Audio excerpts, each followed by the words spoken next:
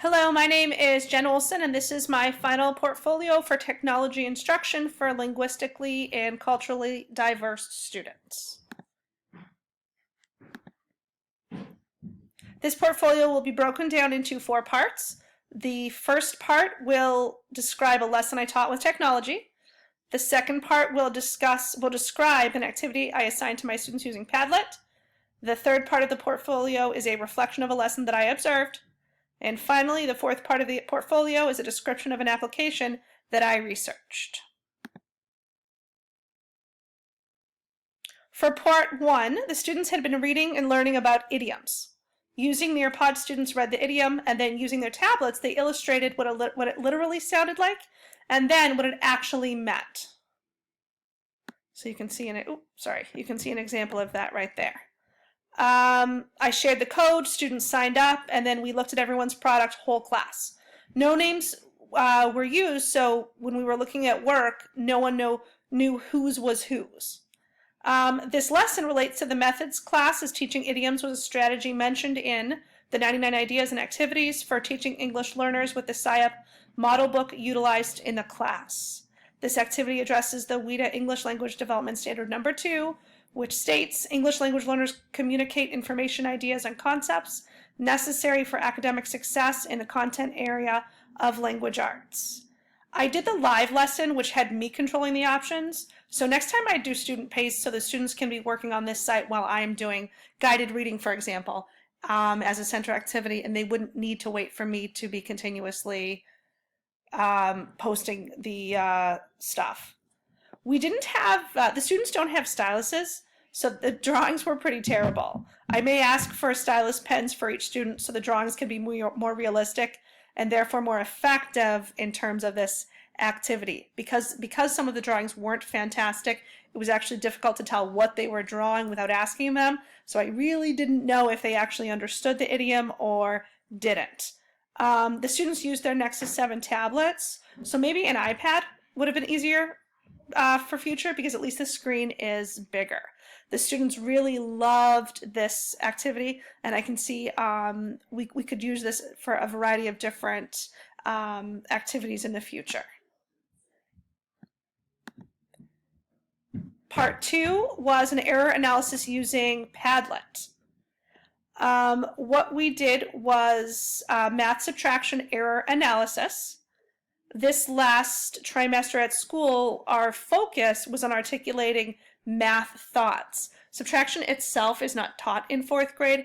However, articulating math thoughts is what we were working on regardless of the concept. So I went with something that I knew that the students, or that I hoped the students knew how to do. Right off the bat, the technology was really hard to navigate. The kids wanted to audio record their thoughts. Yay, because that was my purpose, but the tablet wouldn't allow them to do so. Some of the kids tried on their Chromebooks, but most were unsuccessful. The video didn't work either. So because the students were used to explaining their thoughts person to person, they found having to type it out very tedious. And for me, it kind of also defeated the purpose, because I wanted to be able to listen to the students' thoughts, because that's what we've been doing in the classroom, and that's really the best way for me to see if they understand exactly what it is that they are talking about.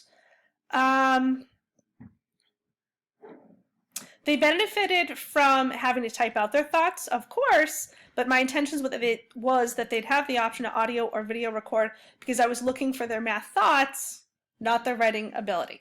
So generally, this was pretty frustrating for the kids. Because, like I said, we were working on the math behavior of articulating thoughts, I thought that this would be a great place to use this strategy, kind of like Educreations on the iPad, but it didn't quite turn out how I'd expected. A couple of other things were, a benefit is that the kids could see each other's work and kind of read, because not many of them could record each other's answers to see how differently people solved the problem, but they could see each other's answers, and some, I think, were just copying, and some were copying actual wrong answers. Something that I would be sure to have for ELLs would be sentence starters in order to articulate their thoughts, not specific to Padlet, but specific to articulating mathematical thoughts. All of my students have sentence starters anyhow because that's how they were trained to articulate their math thoughts. But if I brought in new students, I would make sure that they had those sentence starters so they could clearly articulate their thoughts and know how to start their sentences and how to explain what it is that they wanted to say. Part 3 was a storyboard lesson observation. I observed one of my teammates modeling and teaching storyboard to her class. I had learned storyboard in our technology class and I shared it with my teammates. And because I had already tried it with my class, I thought it would be cool to go into the integrated classroom and watch how she modeled for her Gen Ed and ELL students. There are 16 students in total. I believe 10 ELL students and 6 just general education students. She modeled how to use storyboard to her class by writing a quick story to match the setup of pictures that she had chosen. She did a great job of modeling how to use the technology so the focus was on the writing and not how to navigate the technology. It benefits ELL because there are hundreds of different artwork sets to choose from. The students then don't have to think of an idea from the top of their head, and they can write their story to kind of match the pictures that they've chosen. That being said, I feel that it would have been helpful for the students to step away from the program and brainstormed ideas of a story once they've kind of perused the artwork and found a set of pictures that they like. They could have used a graphic organizer to plan out their ideas, problem, solution, etc. And then they could have gone back to the program with a clear plan of attack as opposed to looking at a picture and writing something to match it. Many of the stories were disjointed and therefore didn't have the elements of a story that the teacher was looking for in terms of problem, main event, solution, setting, main characters, and so on. However, for a first time it was really great, and we're always learning how to improve. Part 4, I decided to take a look at Seesaw.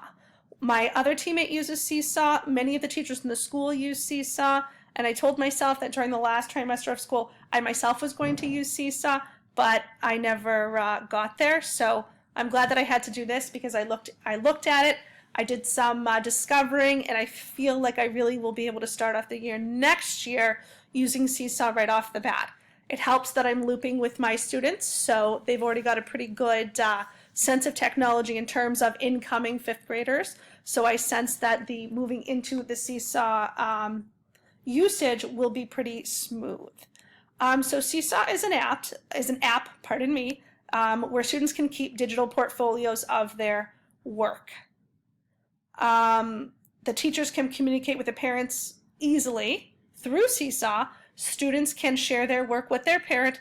Their parent, whoever is registered, is the only person that can see their specific work. And then they can comment back onto their students' work.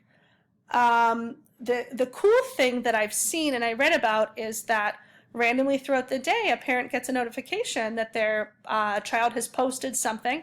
The parent can look at the work, listen to their children's explanation, read what their child has written, and right then and there, they can respond to their child. And from the experiences of my teammate, she's got a lot of parents who love it and wait for their daily Seesaw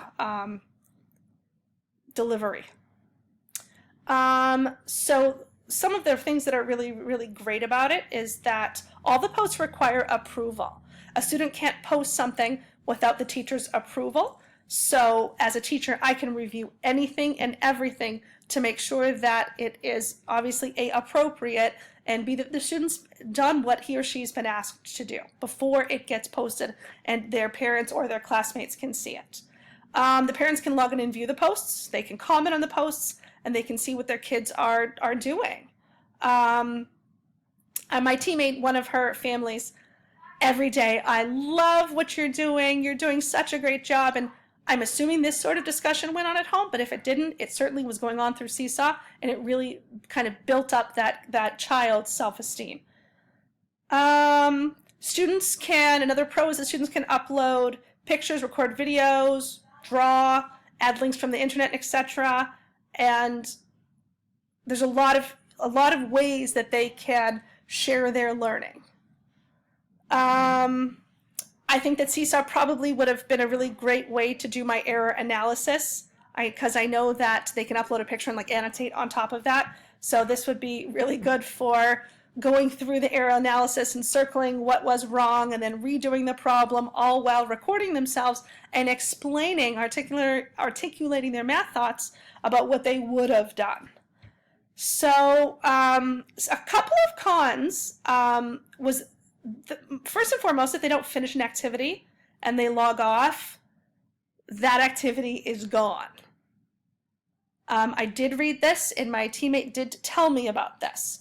So one thing to be sure is that we have enough time to complete the activities, and students understand that this is not something that they can just log out of and come back to later. Also in the notes section, where I know a lot of different people do blogging, there aren't any formatting tools. So you can't change the size of the font, make proper headings, indent, and those sorts of things. And in terms of just blogging, that's not an issue, but if I did want to use this in terms of checking for their writing and letting them make it a little bit more beautiful, it isn't necessarily the place to do this. However, all in all, this is probably, Seesaw is probably the most exciting thing I'm looking forward to rolling out for my students at the beginning of the year. So there is my digital portfolio. I hope you enjoyed. Have a great summer.